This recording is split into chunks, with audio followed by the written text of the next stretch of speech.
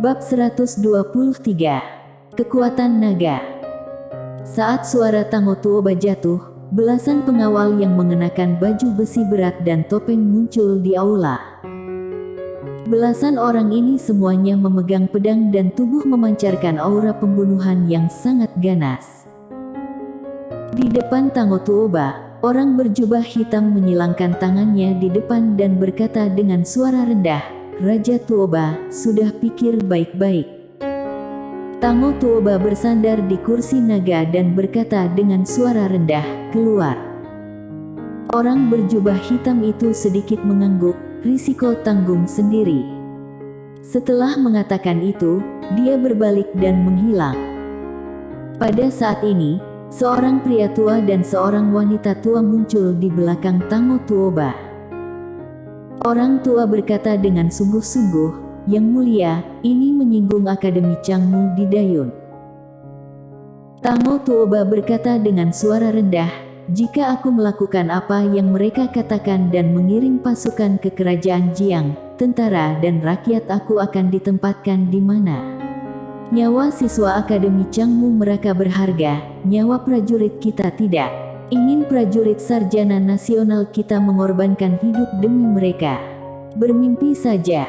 Orang tua tersenyum pahit, takutnya mereka tidak akan berhenti. Tango Tuoba memejamkan matanya perlahan, hubungi Raja Tua. Sekelompok orang tua yang tak tahu malu ini masih perlu seseorang untuk mengejutkan mereka. Veredik Tuba.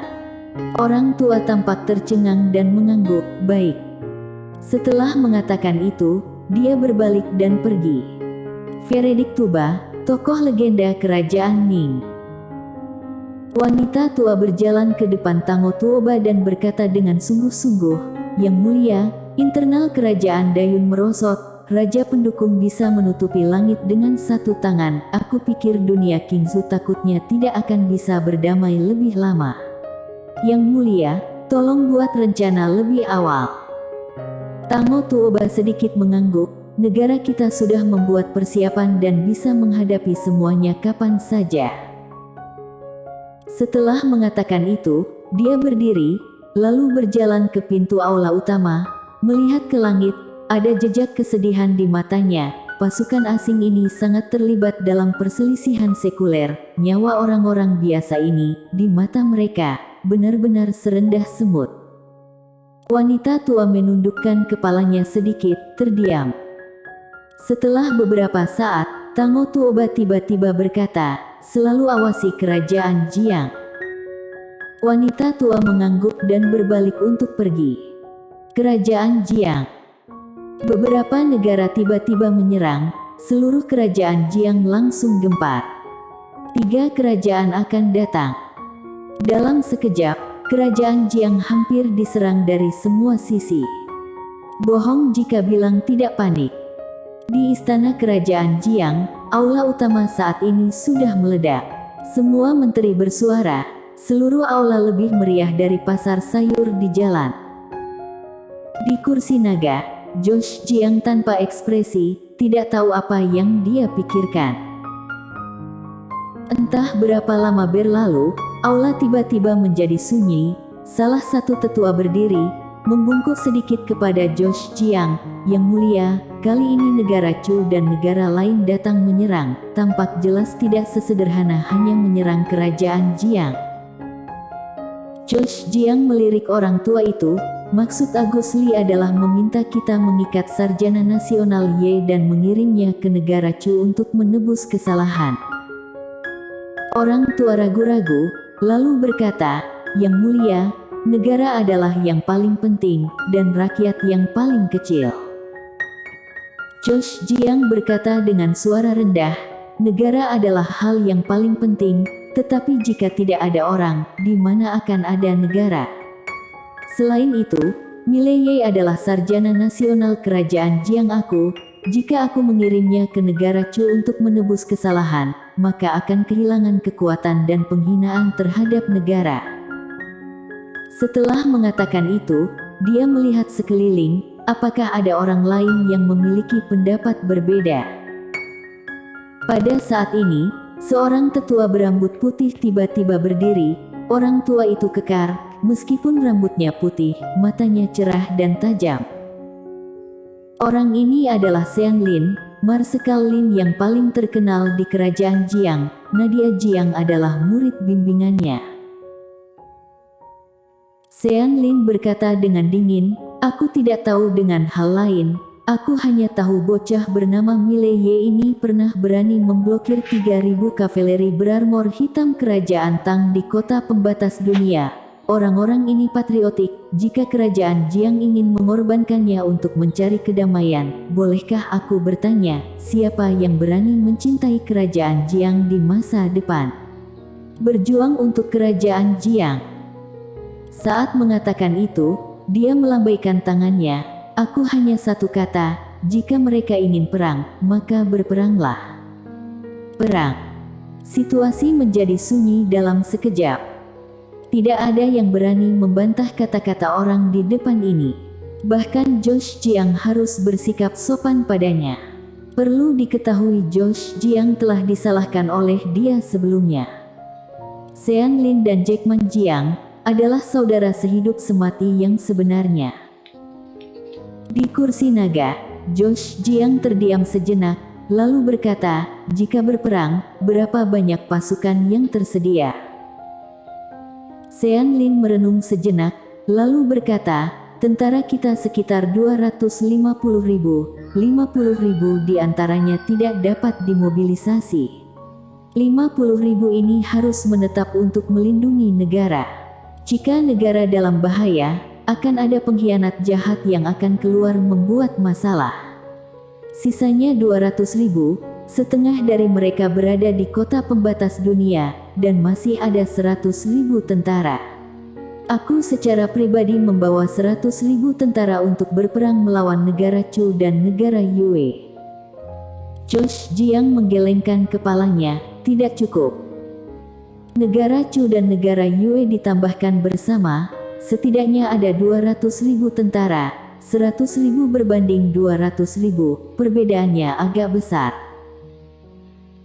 Sean Lin merenung, "Tidak masalah, negara Chu jauh dari negara kita, dan mereka melakukan perjalanan jarak jauh, kekuatan tempur mereka pasti berkurang banyak, dibandingkan dengan negara Yue. Infanteri negara Yue benar-benar tidak kecil, tapi tentara kerajaan Jiangku juga bukan yang lemah. Bagaimana dengan kerajaan Ning?" Pada saat ini, seseorang di aula utama tiba-tiba bertanya, "Marsekal Lin, bagaimana jika kerajaan Ning tiba-tiba menyerang?" Kerajaan Ning. Aula terdiam sejenak. Negara yang paling kuat di sekitarnya belum membuat pernyataan. Jika kerajaan Ning juga mengirim pasukan ke kerajaan Jiang, bagi kerajaan Jiang, itu benar-benar bencana. Belum lagi aliansi, meskipun kerajaan Ning menyerang sendirian, kerajaan Jiang juga akan sulit untuk melawannya. Di dalam aula, setelah lama terdiam, Josh Jiang tiba-tiba berkata, "Aku akan membiarkan seseorang pergi ke kerajaan Ning. Biar aku pergi."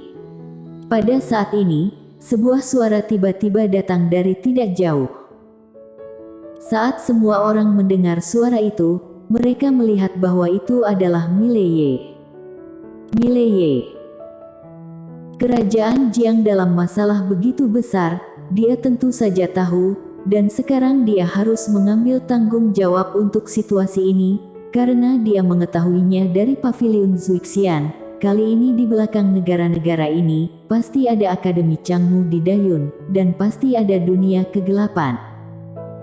Mile Ye berjalan ke aula utama, "Aku akan ke kerajaan Ning." Sekarang ancaman terbesar kerajaan Jiang adalah kerajaan Ning, dan dia tidak lupa bahwa dia juga seorang sarjana nasional kerajaan Ning. Dia pergi jauh lebih berguna daripada siapapun. Josh Jiang ragu-ragu, lalu berkata, "Sikap kerajaan Ning tidak jelas, kamu pergi ke sana, aku takut." Mile Ye berkata sambil tersenyum, "Raja, jangan khawatir, aku masih memiliki kemampuan untuk melindungi diriku sendiri. Selain itu, Kerajaan Ming tidak akan cukup bodoh untuk mengepungku. Jika mereka melakukannya, maka itu berarti menghasut kebencian. Josh Jiang berpikir sejenak, lalu mengangguk, baiklah. Mileye mengangguk, lalu berbalik dan pergi. Josh Jiang tiba-tiba berkata, bubar. Setelah mengatakan itu, dia berbalik dan pergi. Masih banyak diskusi di dalam aula. Josh Jiang datang ke aula Yang Xin. Di dalam aula, Jackman Jiang sedang duduk di tanah, menggoda seekor anjing hitam kecil. Josh Jiang berkata dengan sungguh-sungguh, beberapa negara akan datang menyerang. Kerajaan Jiang saat ini dalam situasi yang buruk. Jackman Jiang berkata dengan suara rendah, negara kita dan kerajaan Tang telah lama menggerutu, tidak bisa terhindar dari perang. Adapun negara Yue dan negara Chu, itu hanya bidak Akademi Changmu di Dayun. Tentu saja, tidak boleh diremehkan. Josh Jiang berkata dengan sungguh-sungguh, yang aku khawatirkan adalah Akademi Changmu di Dayun di belakang mereka. Jackman Jiang terdiam lama, lalu berkata, tidak apa-apa, mereka tidak berani mengirim Master Alam Ribuan Semesta. Belum lagi ada pelindung Tao di atas, di belakang orang-orang di belakang bocah Ye sudah cukup untuk menakuti mereka. Setelah berbicara, dia perlahan berdiri dan berjalan ke pintu. Dia melihat ke langit dan berkata dengan ringan, bagi kerajaan Jiang, kali ini adalah krisis besar, dan tentu saja, ini juga merupakan kesempatan. Sekarang, hanya melihat seperti apa sikap kerajaan Ming. Kerajaan Ming, negara paling kuat di sekitar. Tidak ada negara yang tidak takut. Yang terpenting, tidak ada yang tahu seberapa kuat kerajaan Ming. Akademi Changlan. Setelah Mileye menjelaskan beberapa hal, dia pergi ke kerajaan Ming. Kali ini, dia pergi sendiri. Tidak membawa siapapun, lagi pula kali ini pergi berdiskusi, bukan bertarung. Dan sekarang Akademi Changlan sudah berada di jalur yang benar, Benet Mo yang mengawasi mereka sudah cukup. Di atas kapal awan, Mileye mengeluarkan sebuah token di tangannya persis seperti token yang diberikan oleh Veredik Tuba, Sarjana Nasional Kerajaan Ming. Sebenarnya dia sedikit tidak nyaman dengan identitas ini, lagi pula dia berasal dari kerajaan Jiang. Sepertinya memang tidak ada hubungan apapun dengan kerajaan Ming. Namun, dengan identitas ini, harusnya bisa berdiskusi baik dengan kerajaan Ming. Seolah memikirkan sesuatu, dia memutar energi misteri dalam tubuhnya dan menuangkannya ke dalam token. Tak lama kemudian, token itu bergetar sedikit. Kemudian, sebuah kekuatan misterius tiba-tiba mengalir ke lengannya. Seketika, lengannya langsung membengkak, dan pada saat ini, dia merasa tangan kanannya dipenuhi dengan kekuatan yang sangat mendominasi, seolah-olah telah menggerakkan kekuatan bumi. Namun, energi misteri di tubuhnya saat ini terkuras habis seketika. Pedang keindahan spiritual tiba-tiba bergetar, mengungkapkan ketidakpuasan. Mileye segera berhenti. Dan saat dia berhenti, kekuatan di lengannya juga menghilang. Mileye sedikit terkejut, dia tidak menyangka token ini begitu menakutkan. Sebelumnya selalu diabaikan. Ini adalah harta karun. Mileye sedikit bersemangat, di masa depan, dia akan bertarung melawan orang lain. Peralatan ini akan sangat membantu, jadi dia bisa mempelajarinya dengan baik. Sangat disayangkan, penggunaan energi misteri ini terlalu menakutkan. Aktifkan satu kali, tidak tahu berapa banyak batu spiritual yang akan ditelan. Harus menggunakannya dengan hati-hati. Setelah menjadi dekan, uang menjadi semakin boros. Di dalam kapal awan, Mileye kembali ke pagoda penjara alam dan melanjutkan latihan. Selama ada waktu, dia sama sekali tidak akan bersantai. Dan begitulah, waktu berlalu sedikit demi sedikit. 2 hari kemudian, sudah tiba di kerajaan Ning. Begitu kapal awan berhenti, Mileye melompat dari kapal awan dan langsung menuju istana kerajaan Ning. Kali ini dia datang atas nama kerajaan Jiang, jadi begitu dia memasuki kota, utusan kerajaan Jiang datang untuk menyambutnya.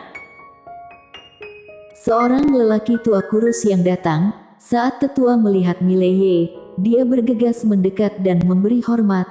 Halo Sarjana Nasional Ye, Sarjana Nasional Ye, aku sudah menyiapkan perjamuan makan malam dan mengundang Sarjana Nasional Ye.